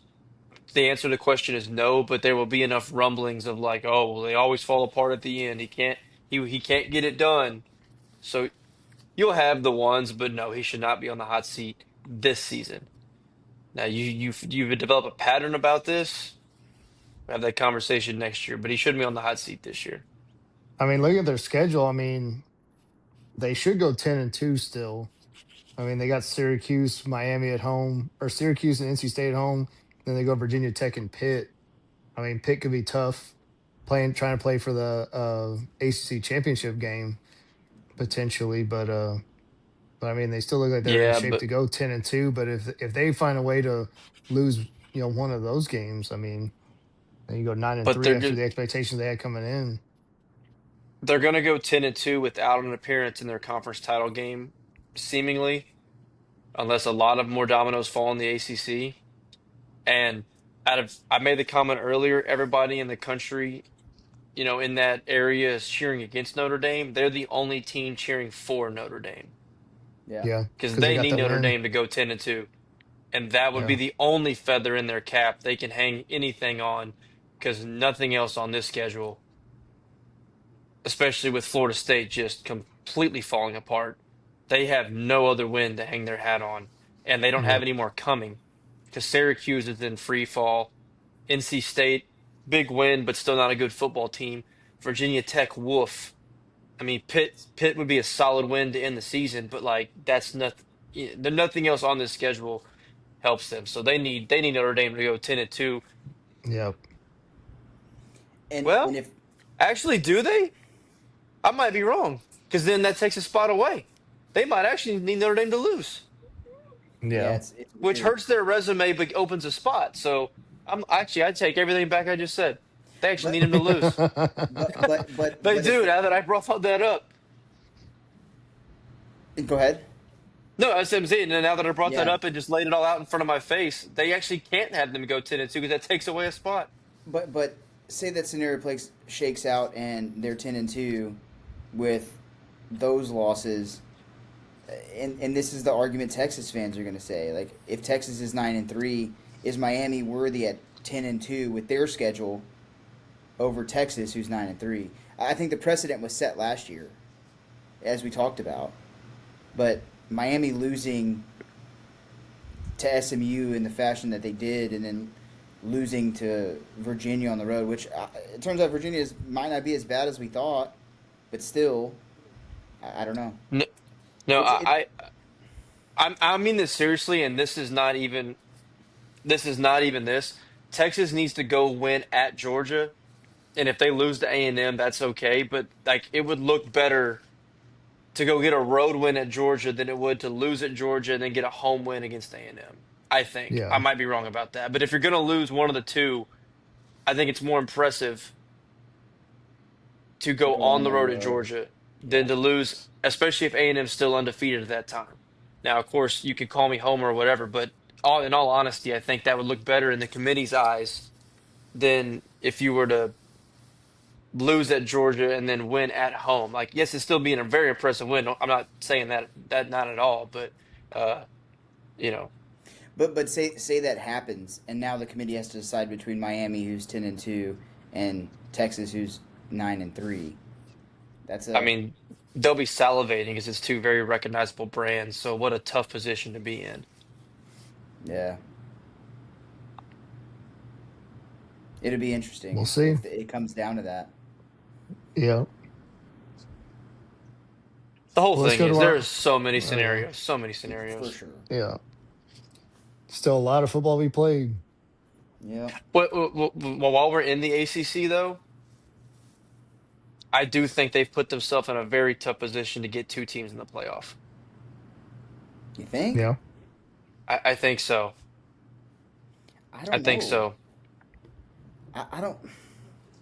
It, Because of everything you just said, like they are gonna push SEC, and I still think Notre Dame does go 10-2, so that they're getting in. And yeah, they're going to push that for sure. But we also just rattled off how many teams that have one loss or no losses. Like, is Virginia completely undefeated? I don't think they've lost a game. They've lost no, one. They lost they lost one. to NC State, Did they which really? is not a conference game. That's right. That's the deal. I still think Virginia trips up because they've been playing with their food too much. I think they're going to trip up, and it's probably against Duke. I think Duke's actually been very improved since early season, so they Wait, probably lose to Duke. Duke's 5-3. Duke is 5-3, but Duke can make the ACC championship game. That's Oh, the that's part right. that screws so much of this up. Now You're they would right. have to win the ACC to then get in. Then we have conversations. But the reason I'm saying the ACC hurt themselves is because I see a very real scenario in the Big 12 where Texas Tech beats BYU this weekend, and that gives BYU their first loss. They both win out, and you have 11-1 Texas Tech playing 11-1 BYU for the Big 12 title. Both those teams are getting in. Yeah. That's the scenario I see playing out in the Big 12. So if that happens, the ACC is not getting two teams in, no matter what they do, Yeah. because both those teams are ranked ahead of every ACC team. So like there's no way. Yeah. But That just put the nail in We'll the coffin see. for you, Brian. Yep. Not great. Let's go to Utah with our. We touched on it a Oh little bit, gosh. but Utah put an absolute drubbing on Cincinnati over the weekend. Um, did any of us pick Utah to win that game? I did. Yeah, so Lucas got Utah right. Um, Will got absolutely demolished on TikTok for picking Cincinnati to win. But yeah, Utah looks like they're. I mean, they're sitting at 7-2 still. They're 4-2 in conference, so still an uphill battle at this point. I mean, I haven't looked at the standings or where they're at in the Big 12 right now, but I mean, there's a lot to play for still. So, I mean, they look good against Cincinnati, who'd been playing really well up to that point. So that was a big win for them. Yeah, because currently it's I, BYU's undefeated going to Tech, and then Tech and Cincinnati both have one loss. So still a three-team race at this point. So Utah still needs some help. Houston seems to have come Yeah. down to earth quite a bit after they got beat by West Hmm. Virginia. That's So wild. yeah, that was a crazy win for them. But been giving so much props to the Cougars, hyping them up, saying watch out, and they go not even lose. They lose at home Yeah. yeah, and they and were like getting soundly, yeah, I was like they were getting blown out for a while. They made it a 10-point soundly. game. Like it's crazy, but I don't know. Tech and BYU college game day is going down to Lubbock this week, so we'll see how that one plays out. Are they We'll touch really? on yeah, they are. So we'll touch on that game in a little bit, but that'll have huge implications, especially because if Tech wins that one, I mean they've got the tiebreak over a lot of those teams right now. So we'll see. But because Cincinnati, Yeah, I guess They yeah, still have to play Cincinnati. BYU. Yeah, so that'll be the one right there. That'll probably be for the That's Big the 12 big game. championship game. Well, unless if BYU beats Tech, then they should be in. But Yeah, but if Tech wins that one, then yeah, then Cincinnati BYU that'll be to get into the Big 12 championship game at that point. So see how that plays out. I know none of us had Cincinnati on our bingo card this year as potentially win the Big 12 title. I don't even know if we really nope. touched on them this at the beginning of the season. I don't think we did. We did not. We did not. I couldn't, outside of Sorsby, I couldn't have told you a single player on their team. Um, but they've been good, and yeah, I mean, yeah, you got roughed up a little bit, but I mean, like it was against Utah at Utah. It wasn't like you lost at home to one of these lower level teams in the Big 12. So Yeah, tough loss, but we've also seen, we've seen a lot worse losses this year. I'll put it that way. So. for Um, sure. and again, like you just said, Brian, like they weren't on anybody's radar, so they've had a good season and could have been undefeated outside of an early season loss to Nebraska going into that game, which was at a Yeah, neutral field and very tough, close game. So Yeah, yeah, it was. been impressed with Cincy. Yep. Well, the last game I wanted to just touch on, just to go with Lucas's what he found early in the season is that USC went not across country, but they went to the Midwest and they beat Nebraska, but they did not cover the 6.5 points. So that's we missed out correct. on that one. So I didn't. beat Nebraska by 4. But I played it. Absolutely played it. did you? No, thanks for Absolutely. sharing. Uh, you didn't want many of my bets this weekend. Yeah. I'm not gonna lie. So I think I did you a favor, buddy. You got Utah Um, and Nebraska. Those are your two. yeah, I had the under in the Texas Vandy game. Didn't go so hot. Yeah, I had a feeling that one. Well, whenever they scored on the first play, I was like, yeah, this one's going over. Absolutely. Yeah. Um, but yeah, I do want to touch too. Um, Maryland's not a good football team, but dude, Indiana is freaking good, dude. Yeah, they are. Like they are good. Like I know everybody's talking about how good Ohio State is. Yeah, they are very good. But dude, Indiana's a freaking juggernaut, and I never thought those words were ever going to come out of my mouth in my entire life. The That's 2 year No, turnaround is actually unbelievable. yeah, it's And whenever honestly you crazy. whenever you factor in like blue chip ratio and stuff, that makes it that much Oh, more impressive. So much more absolutely, impressive. for sure. I Yeah, mean, yeah. Go ahead. well, I was gonna say like one thing I was thinking about like, is there a scenario where Indiana for just for the initial playoff would be considered number one? I mean, they have Yeah. impressive wins. I mean, they got that big win Yeah. against Oregon. I mean, they beat the brakes off Illinois, who Ohio State beat by 18. I mean, I think there's at least a. I mean, it's probably An not a long argument. conversation, but I feel like there's at least like you could have a justification behind it. Are you talking about for tomorrow?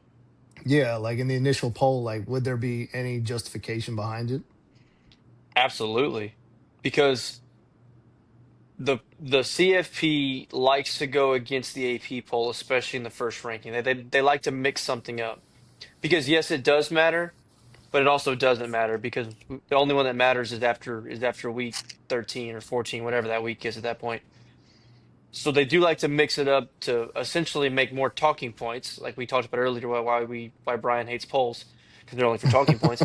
But so I can absolutely see them doing it because it would cause a stir. Yeah. Yeah. Because at that point, really, again, it doesn't matter because there's not much for football to be played, and even if that puts you in a position where you have to leave them one, in all likelihood, it's going to be 1 versus 2 in that Big Ten title game anyway. And that's what I was gonna Whether say. it's Yeah. Indiana, Ohio State, or Ohio State, Indiana, like you're just splitting hairs at that point. So I can see him doing it. Um, Obviously I listen to a lot of A&M people and a lot of stuff talked about A&M's team.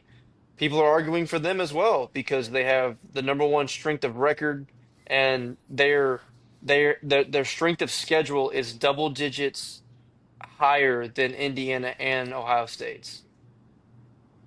Yeah. Yeah. So now we should be number three. I don't see any. I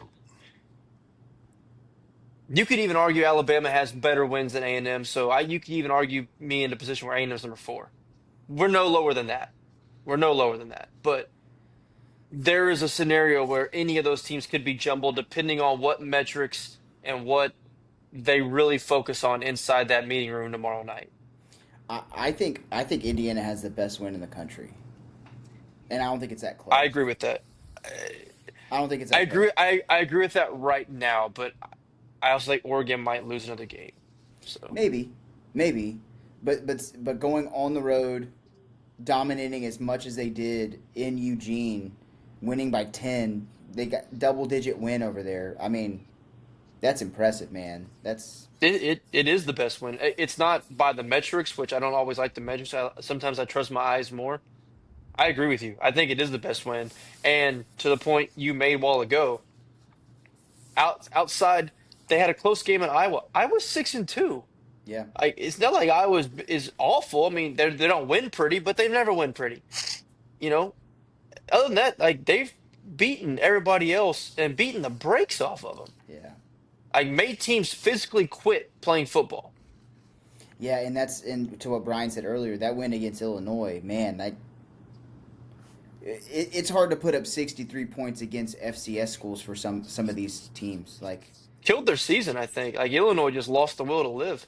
yeah, I Indiana being number one is could happen, but by the end of it, like you said, splitting hairs. But by the end of it, I think Ohio State, if they do what they need to do and beat Michigan and that kind of thing, I think they'll eventually jump them. That's what I Yeah, was gonna say. and Like that's But perfectly they still fine. got it to play doesn't matter. Michigan, so you never know. So No, Yeah, and that's what I'm saying. If they do yeah, what they're supposed to yeah, do and beat Michigan, yeah. it yeah, is in Ann Arbor this year, but yeah. No, I think there is a very real world where they are that they could be number one tomorrow night. it's crazy. And you could argue it to me, but it wouldn't bother me, I guess. I wouldn't be No, shell shocked or appalled. I would be okay, well that's fine. Because but that's if you want to argue the counter, who has Ohio State beat? Now, they haven't here's my difference. Signetti wants to like show his will and their force and like beat these teams. Where I think Ohio State is like, you can't score on my defense. We're not gonna go crazy with the offense and like we're gonna score 21 points. If we score some more, great, but you're not gonna score 21 on my defense, so we're not gonna go crazy on offense. yeah, I can see that. I think Day's approach and Cincinnati's approach are two very different things, which is why people are saying, "Whoa, Ohio State's not beating everybody like Indiana's beating everybody." Yeah, I think Cincinnati is a different way. Like he's going out and proving a point. That's his style of coaching, not Ryan Day's. Yeah, Because if you're going to sit here and tell me that Ohio State couldn't have beat some of these people 55-10, I think you're wrong. I think they could have, but they're just not going to doing it. yeah. Um, I think if that happens, if Indiana is number one tomorrow, I think the Ohio State backlash is going to be wild. Like if you thought Utah fans were coming into our TikTok like bitching and moaning, dude, Ohio State fans are gonna freaking go off. Um, Which Oh I yeah. will. I want to tell you this: if Ohio State's number two or even number three tomorrow because of the A&M argument I made, everybody say a big prayer for the Purdue Boilermakers. oh yeah, yeah. Yeah. Take Because take take Ohio Ohio State in State, the points. because Ohio State might go out and try to score 70 and be like, "All right, you know what? Y'all don't That's think we're the best team?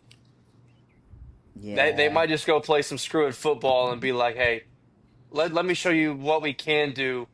We just haven't been because we don't have to. But if you want to see us do it, let's go do it." that might be the play of the week. Yeah. As long as they're not number one, Lucas. I Yeah, mean, it still might no, be the play for of the week sure. anyway, but yeah, I don't know what the spread is 29.5. I might bet 29.5 if they're not number one. Absolutely. Yeah. We'll find out tomorrow night. Yeah. Y'all got any more games y'all want to touch on? Nah. Let's get into some future games. Let's get into the Let's make future. our picks. Our expert picks. Yeah. That All were right. Well, awful last week. I don't know if I won a game. Honestly, I I don't don't. know. I don't think I did either. Wait, did I? I mean, I definitely won the Got Utah Utah. one. I picked Tennessee. What were our other games? I Uh, No, we didn't have Georgia, Florida. Vandy, Texas, who won the I had Arizona Vandy. State Iowa State game? Arizona Ari- State. I I had picked it. Iowa State. I picked Arizona State. Yeah, I picked Arizona State on that I picked one. Iowa State. And then Will and I picked Turns Virginia out Matt to beat Campbell Cal. can lose four in a row. Yep. Oh, we got the Virginia win. Yep. Woo! Two Oh, and see, I three, picked Cal. baby. Shit, I went 1-4. Yeah, 2 and 3 here too, but it's all right. Let's go 5-0. Hey, Come on. redeem. All right. Let's start Friday night. Big American game. Tulane going to Memphis. Tulane trying to play spoilers. Memphis is a 6.5 point favorite. So, Lucas, you want to lead it off?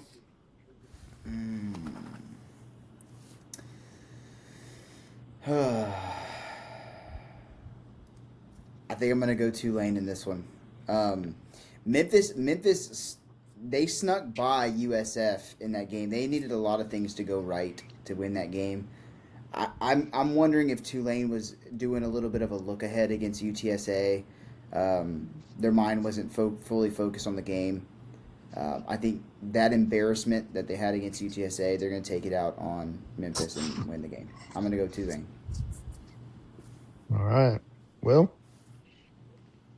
Not that I know how much this matters in the American. This is strictly a give me the home team because I think they're essentially like the same team. So I'm gonna ride with the home team only because Memphis is at home. Uh, I mean,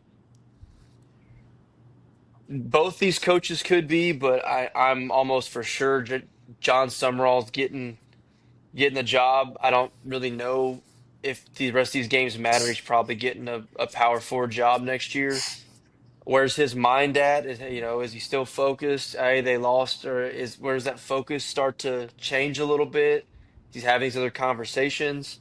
Um, Especially if Tulane loses this game, they are now out of the playoff, and now his focus, pretty much in my mind, solely goes on to his next job. Hate to say that, he'll say all the right things. Oh, I'm worried about the kids in this team. We know how that actually goes. So that plays into it for me. So. Give me the Memphis Tigers. Yeah, I'm gonna take Memphis as well. I think Tulane's out of the playoff already. I mean, with two losses, but Memphis got a lot to play with, play for. Last big game for them of the season, so they really need this one to get in the playoffs. So I think they'll come out and take it. So I'm gonna take Memphis as well. So Who do they have Memphis, left? they still have to play Navy.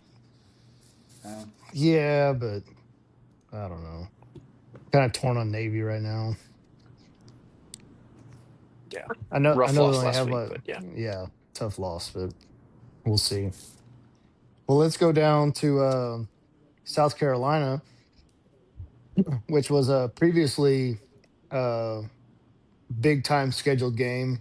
It has turned into a big old flop. We have Florida State going to Clemson, and Clemson is a 2.5 point favorite. And Dabo's got to win this one if they really want to stay in the potential of being bowl eligible. They're sitting at 3-5 right now. So, Will, what you think?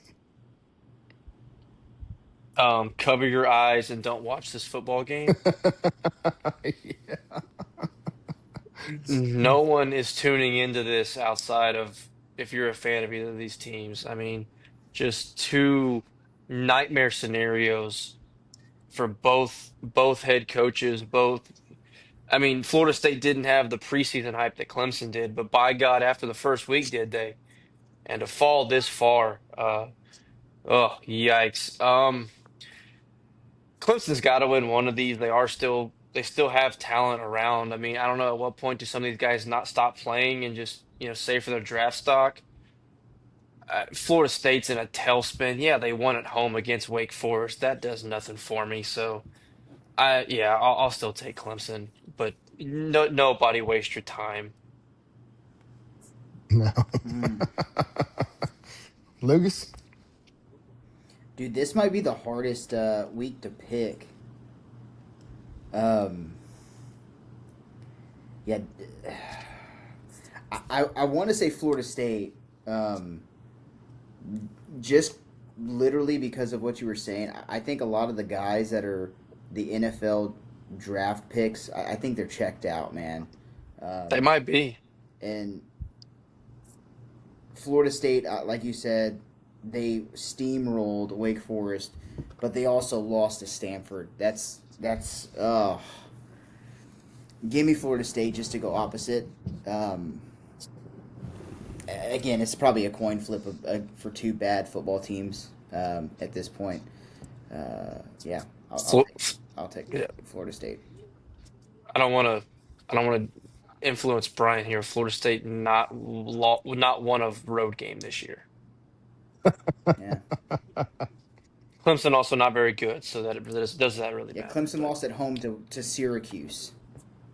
yeah, I was gonna say like it's Like, bad either way. Like I without think I'm their gonna starting quarterback, yeah, I think I'm gonna take Florida State just because I mean after the way that Clemson lost to Duke and just I just feel like that's just kind of a backbreaker and just I mean I don't kind of like what Lucas said like I don't see how they can really have much inspiration left. I mean Mike Norvell. I mean I don't know if this would be like a any kind of savior for him at all, but I mean I mean I'm with Will. I think it's just going to be a bad game and it's just not one to watch. But I'll take Florida State to at least get this one and get back to a winning record. So and get back to back ACC wins after losing what was it 13 straight, 14 straight. So yeah.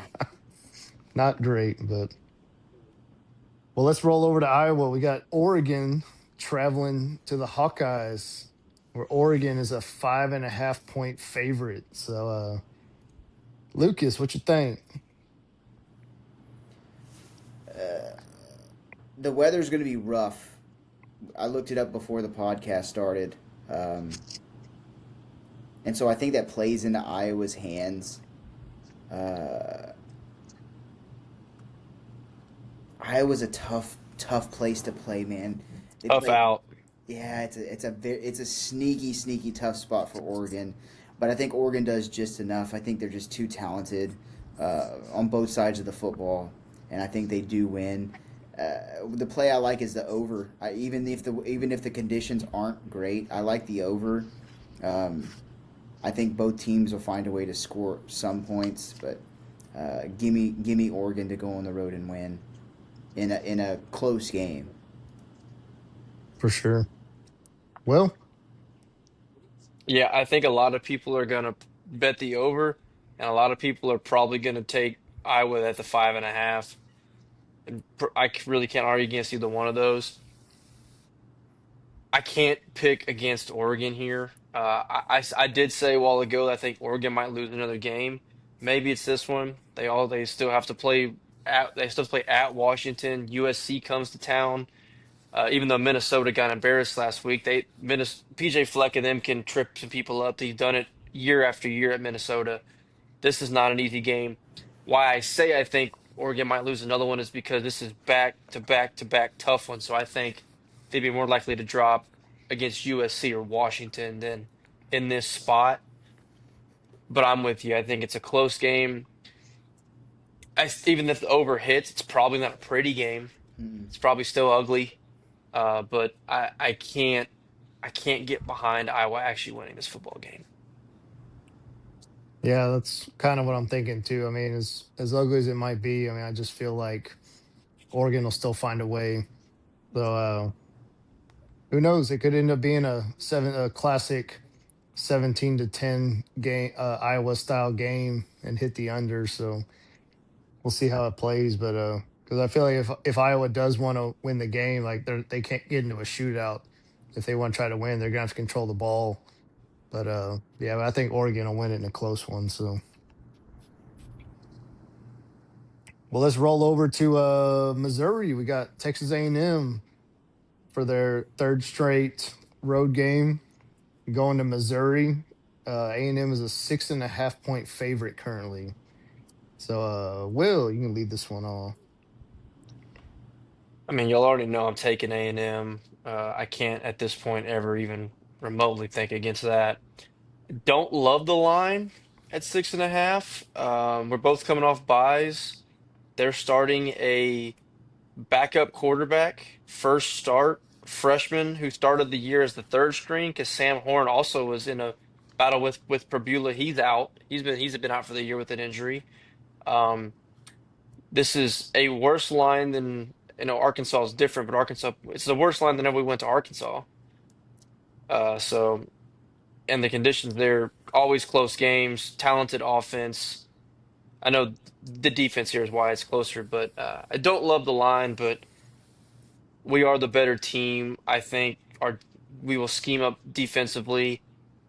Where this goes south for A&M is if this kid is better than we think, and whatever they scheme up, if he's able, because we're going to throw pressure at him. We throw pressure at everybody, and a freshman first start, they're going to go after him. Where we lose is if he gets around that pressure and completes good passes, and then Ahmad Hardy runs for 150 yards. But I don't think it's going to happen. So give me the Ags. Lucas? Yeah, I'm going to take Texas A&M too. I think Prbula being out is a pretty big loss for Mizzou, um, and even when he was playing, he that offense did not click very well whenever they went to Vandy, and I think Texas A&M's defense is better than Vanderbilt's. Um, so yeah, give me Texas A&M. Honestly, to cover the 6.5. If I'm being honest. Yeah, that's kind of what I was thinking too. It's tough to go against the number three team of the nation as a new starter, especially as a freshman. So I think Missouri's defense can keep him in it for a while, but I mean, I think eventually A&M's just gonna do what they've done all season, just wear them down, and then just take the win. So I'll take A&M to cover that one.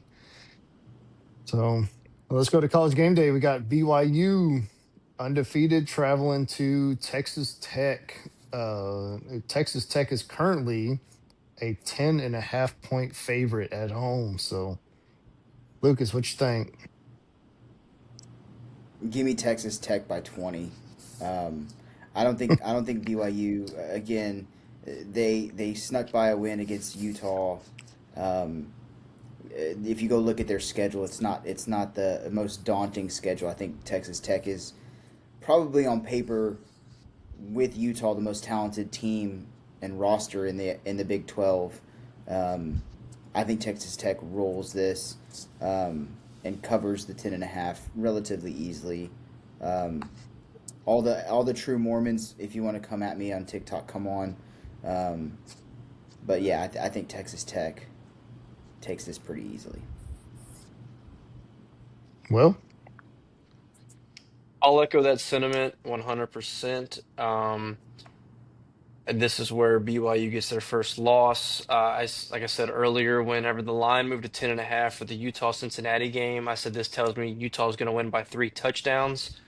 This gives me the exact same feeling. I mean, this thing opened at 10.5. I actually think it might push to 12.5 by the time kickoff starts. mm, Vegas is really behind Tech. I think everybody's behind Tech. The talent says you should be. It's at home.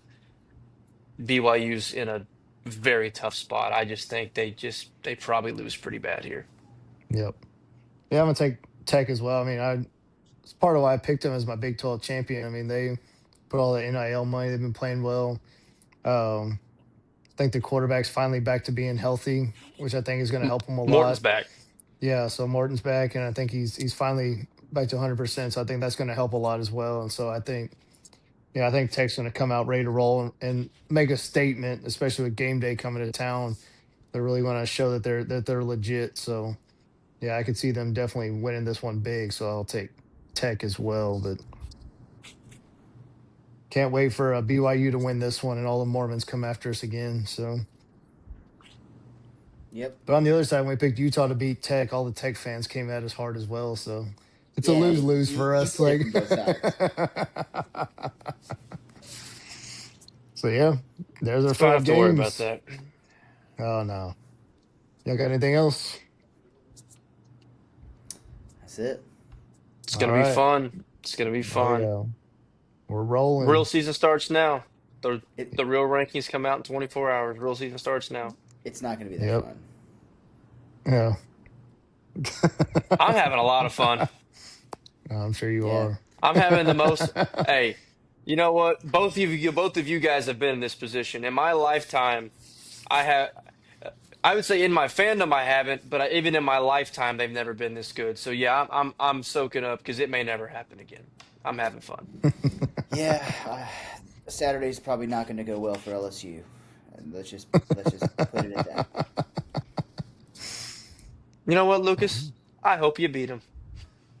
You know what? I do too, but The manager bump. it's the Manager it's the bump. hope that kills. Oh man. Well, thanks everybody for liking, subscribing, watching, sharing. Keep watching our TikToks. We've been getting a lot of hits on that lately, good and bad. So keep checking those out. Tell your friends, tell your family, and until next time, we'll see you next week. See ya.